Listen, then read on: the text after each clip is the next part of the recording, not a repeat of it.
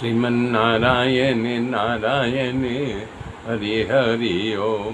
श्रीमन्नारायण नारायण हरि हरि ओम। लोग कहते हैं अच्छा आचरण हो तब भगवान मिलते हैं। तो लोग पारधी तो मछली पकड़ता था, कुछ लोग कहते हैं उम्र होने पर भगवान मिलते हैं। तो ध्रुव की कौन सी उम्र थी? 5 वर्ष का बच्चा था। कोई कहता है विद्वान होने पर भगवान मिलते हैं। तो गजराज कौन सा विद्वान था? भगवान दर्शन दिया। खूब नाम हो, सुंदर रूप, तब भगवान मिले।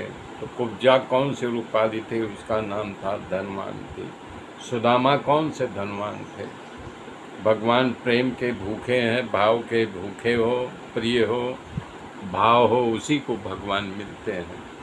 विदुर जी झोपड़ी के पास भगवान पहुंच गए। बाहर कीर्तन की आवाज़ सुनाई दे रही है और भगवान बोल रहे हैं काका दरवाज़ा खोलो खटखटा करके।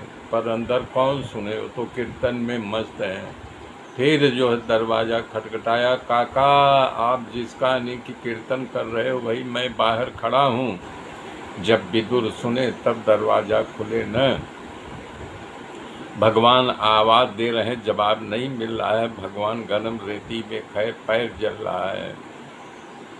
तो लोग कह रहे हैं कि विदुर जो है हमेशा कृष्ण की माला जपते जपते आज आप जब ये काका काका तब दरवाज़ा खोलेंगे। मोरे मन प्रभु अस विश्वासा, राम ते अधिक राम कर दासा। इस प्रकार से जब वो दरवाज़ा नहीं खुला, कीर्तन की आवाज़ कम हुई, तब उन्होंने कहा काका दरवाज़ा खोलो। तब विदुर ने कहा सुलभा सुनती हो, किसी ने आवाज़ दिया। फिर बोला नहीं ऐसा नहीं होता। फिर आवाज़ आई काका दरवाज़ा खोलो। दौड़ करके विदुर दरवाज़ा खोले, भाव में आके खड़े हो गए। कुछ बोल नहीं रहे, खाली देख रहे हैं, अपनी आँख मल रहे हैं। तब भगवान समझ गए कि ये भाव विभोर हो गए हैं। उनका हाथ पकड़ करके अंदर ले गए, दर्भ का आसन बिछा करके विदुर को बैठाया।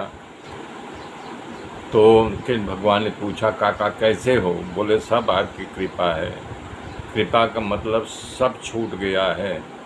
यही सुग्रीव ने भगवान से कहा था, अब प्रभु कृपा करऊँ यही भांति, सब तज भजन करऊँ दिन राति। जय राम सिया राम जय जय राम। खरेखर भगवान की ऊपर कृपा है और जो है राम राम है और छिया राम है।